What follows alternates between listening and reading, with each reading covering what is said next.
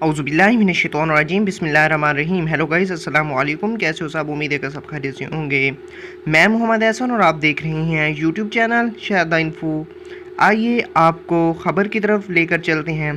ख़बर है कि तुर्की के एक नौजवान इंजीनियर ने गधा गाड़ी की ब्रेक बना डाली। लोगों के इतराज़ात सुनकर और एक्सीडेंट से बचने के लिए कि हमारे पास तो जानवर है, जानवर की कोई ब्रेक नहीं, हम जानवर को किस तरह रोकें, तो गधा गाड़ी की ब्रेक बना डाली।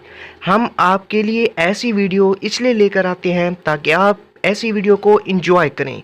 वीडियो मुलाहिज़ा फरमाएं, उसके बाद मिलते हैं।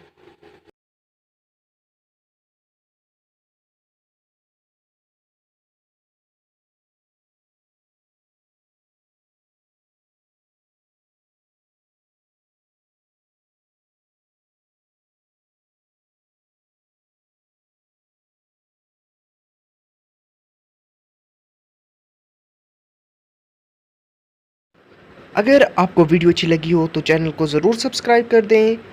अपना ख्याल रखिएगा। वसलाम, अल्लाह हाफिज़। मिलते हैं नेक्स्ट वीडियो में।